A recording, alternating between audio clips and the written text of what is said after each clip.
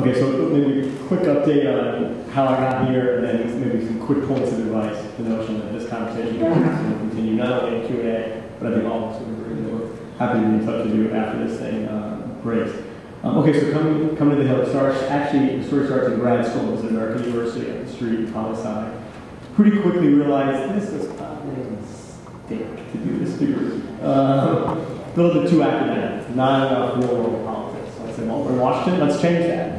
So during the degree, during the studies, I just started doing quote unquote real world politics stuff around town. So campaign stuff, some think tanky type stuff. But one thing I was doing was writing and selling political advertising at the Washington Times, the conservative newspaper in town. They had maybe you still have, a national edition that goes out to all 50 states aimed at conservative activists. So it allowed me to kind of get into the conservative movement that way. Well, one of my advertisers, young guy, when he heard I was interested in coming to the Hill at some point, said, well, I'm going to introduce you to this other guy on the Hill. Met with that guy. I said, well, I got another guy. You got to talk to so-and-so, who coincidentally, his office was about 2 rooms this way for the Committee on House Administration. And we met, talked, stayed in touch. He didn't know of anything at the time, anything at his committee. He said, let's stay in touch. So about a month later, he calls me up to say there's actually an opening, professional committee staff opening here at the Committee on House Administration. If you're interested, come on in. I was like, oh, yeah, I'm actually kind of interested. So quick interviews, and boom, that started as soon as the grad school degree was done, started right here at the Committee on House Administration. For that gentleman, Bill Thomas, was the chairman at the time. I was here when they unveiled that portrait, and he cried. And for those of you who know Bill Thomas, let me tell you, that was an interesting sight to see. He does not cry.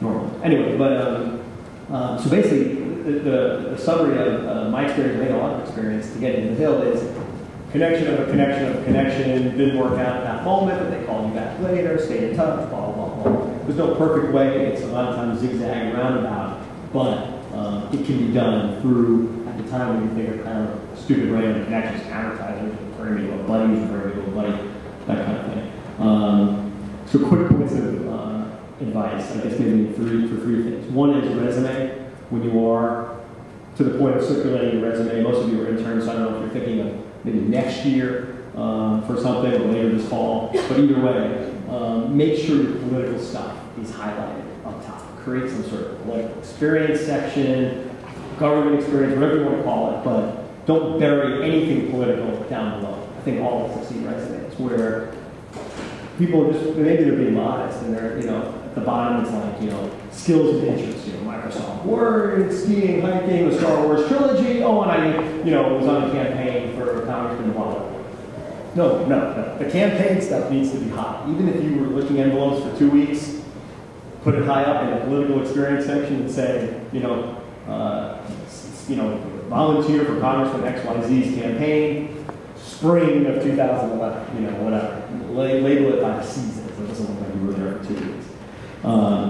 So in short, really highlight the political stuff, anything that's political, on-campus stuff, obviously your Hill internships or DC internships, huge.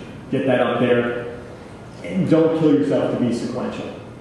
Meaning, let's say you have this internship now, but between now and next year when you try to come back, maybe you've done 2 or 3 other non-political things in the meantime to earn some money in college or wherever. Understandable, but don't make waiting tables at TGI Friday show up higher on the resume than the fact that you can turn this on. Figure out a way to get it higher. Second thing is networking, as we were just giving examples of previously.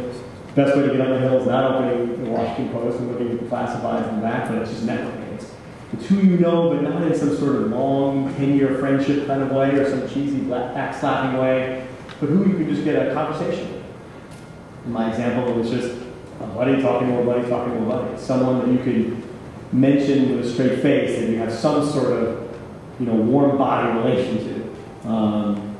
Ways of networking can be obviously personal connections, but also geography, alumni connections. People totally underuse alumni connections. You can use those a lot to get yourself around. You're just looking for warm bodies, frankly, that'll talk to you, that'll give you advice, and frankly, you never know who's who around here. You could be talking to someone who maybe not so helpful, and all of a sudden they say, oh, by the way, my wife's the chief of staff for Congressman Paul Ryan. Whoa, really?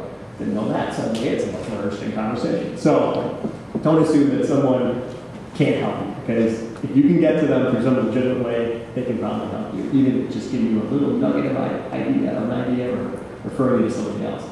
And then last thing, this is the thing most people fail on, but I hope you guys know, is following up, staying in touch. I think a lot of folks think, oh, it's so easy up here. They don't want to hear from me. I'm some intern sitting at, Podunk University. Not true. If people have given you their time, it's just the opposite. They want to hear from you. Where did you land? What are you doing? You're still looking. Maybe you've switched your job search over. Maybe you've updated your resume. Absolutely stay in touch. And sometimes it's that stay in touch where you hear something. Because maybe somebody knows somebody at that moment, but when you email them a month later, now they do know something. So you never know. Just really stay in touch and follow up without being too annoying, but persistent, I think would be great. If you are going back, let's say, to college for a senior year or whatever, don't let your whole senior year go without connecting with your folks. Stay in touch throughout the year, once a month, once every 6 weeks.